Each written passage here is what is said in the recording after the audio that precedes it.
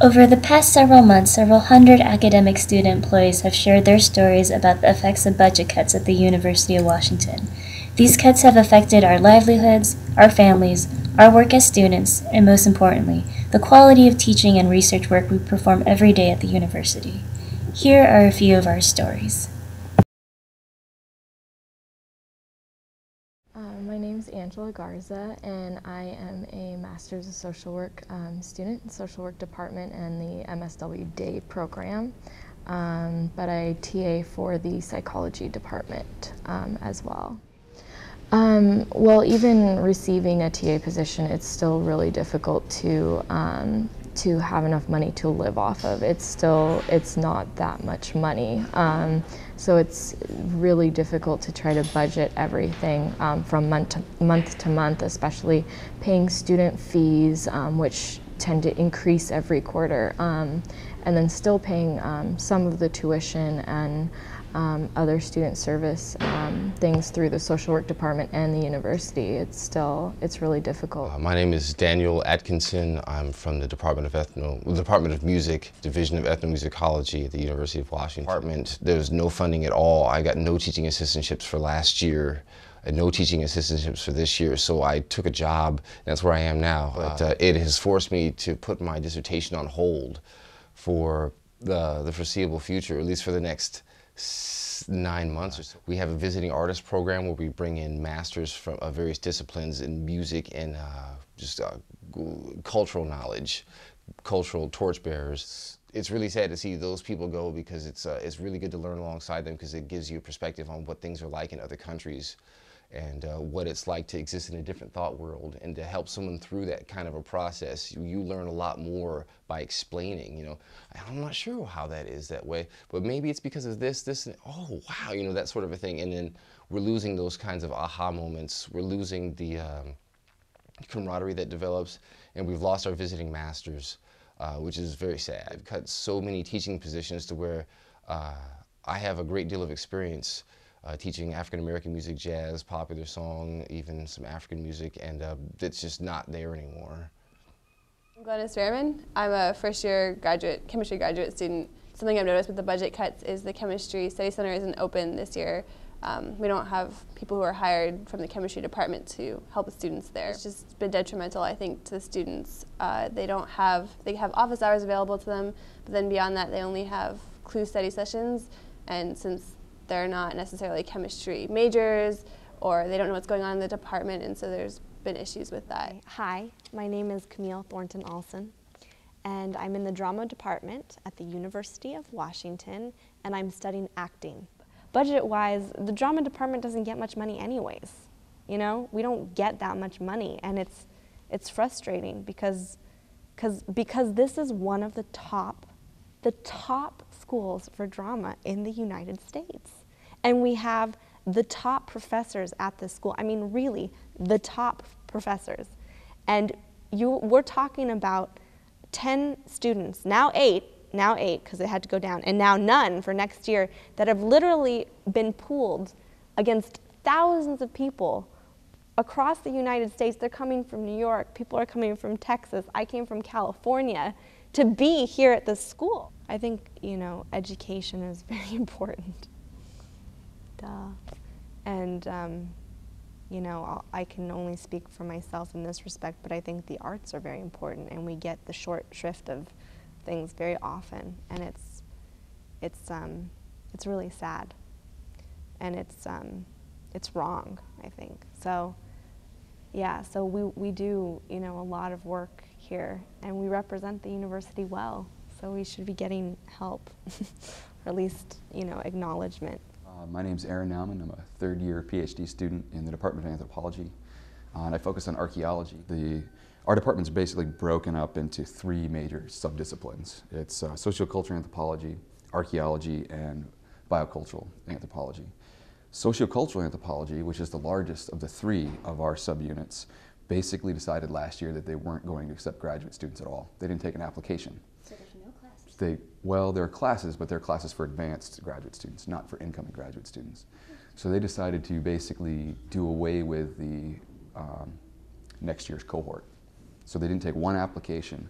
our numbers of graduate students have decreased in archaeology from about 6 students, ideally, to 2. So we take 2 students a year instead of 6 now. So we're seeing things like classes being aggregated. For example, I'm a TA for the Anthropology of Rock and Roll course, which has 250 to 250 students in it. One of the largest classes, I guess, at the university. We have 5 TAs and we each have 70 students apiece, which means we don't do essays on exams. We just do Scantrons.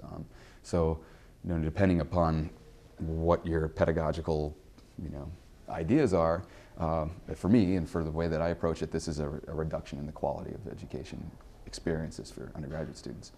My name is Garrett Strain, and I am a writing tutor in the Department of Political Science and the Law, Societies, and Justice Department, as well as the Jackson School Department. Several of the writing centers on campus as part of the budget cuts.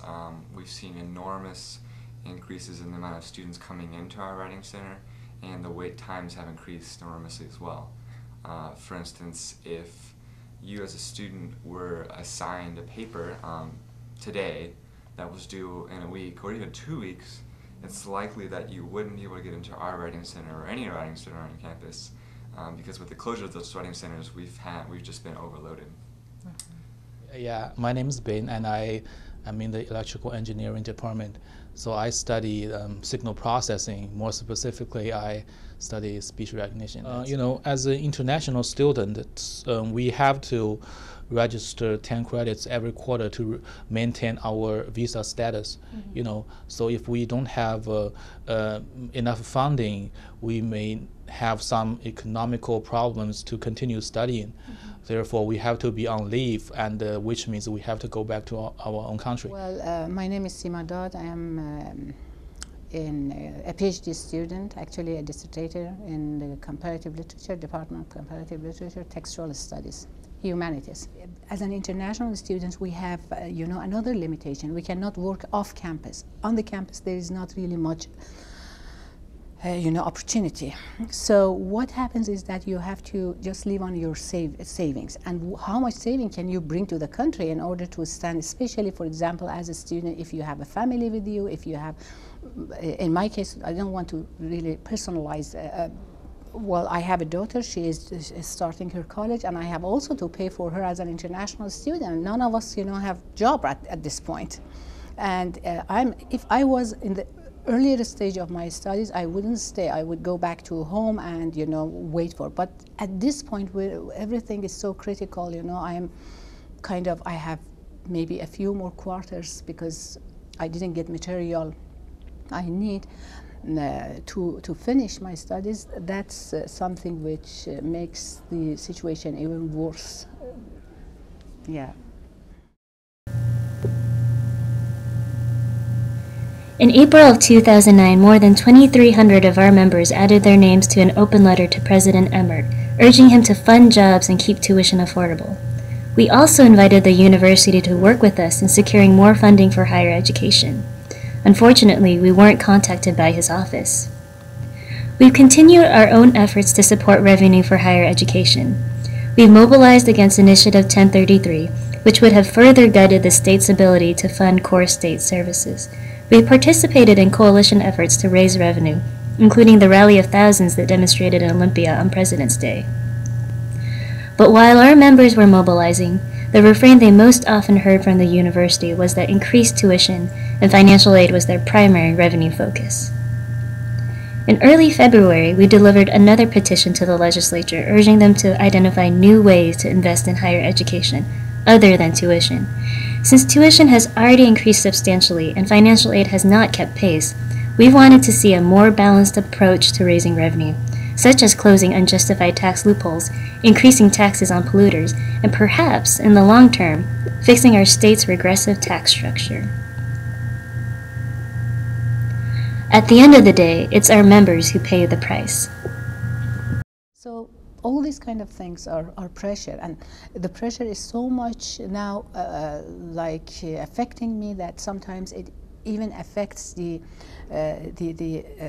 speed of my work, the concentration, because I'm all the time, okay, what happens next quarter if I don't have funding, you know, and these kind of things are really affecting me. Yeah.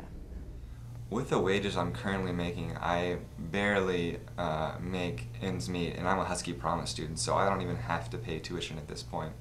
So the prospect that I'm facing next year is the loss of my Husky Promise scholarship, rising costs of tuition, and the prospect of losing my job, which in combination would basically lead me to be totally helpless as to what I would do in my situation.